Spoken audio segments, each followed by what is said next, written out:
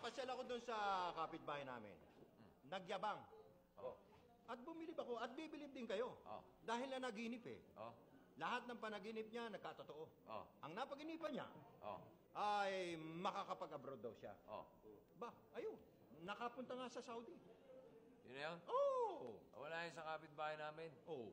Yung kapitbahay ko, yun din, nananaginip din yun, tapos nagkakatotoo. Isang araw na naginip siya na magiging milyonaryo siya. Oh. Abay, akalain mo kinabukasan, nagkatotoo. Totoong totoo. Oh. Nanalo sa sweepstakes, tumama sa sweepstakes, kaya milyonaryo na. Mas matindi pala yung kapitbahay niya. Minsan nangyayari lang basta talaga nakakataw. Yung kapitbahay ko, Oh. si Eden. Oh. May kapitbahay ko. Nanaginip siya. Oh. Kapatid ni Myla. Nanaginip yan.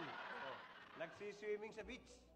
Swimming! Nakakakilabot yung panaginip niya. Ano naman nakakilabot mo? Makakilabot! Nagsiswimming sa beach na naginip, kinilabutan ako. Eh pare, ako rin makakapunta at makakapag-beach din ako eh. Makakaligo rin ako sa beach eh. Ay, pero di bali na. Hindi, iba yung kanya. Ano? Nanaginip siya, nasa beach siya. Paggising niya, sunburn siya.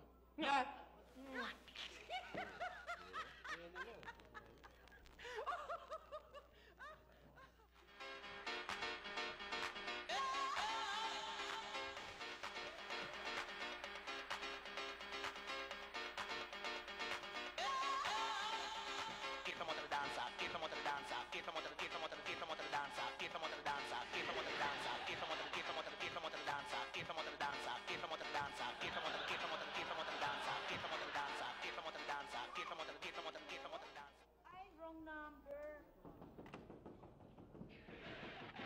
Enter the dragon. Ria! Yes, Ria! Oh, katol, oh, pinabibigay ng nanay ko sa'yo. Aanin ko yan. Eh, wala naman kaming lamok sa bahay. Sobra ka naman. Suplada mo naman sa personal. Ikaw na nga binibigyan ng katol ng nanay ko, hindi ka man lang magpasalamat. Ruby, huwag ka magalit sa akin. Eh, ano magagawa ko talagang wala kaming lamok dito sa bahay? Pero naman ang gusto mo, pati ba naman lamok, bibigay ko pa sa'yo.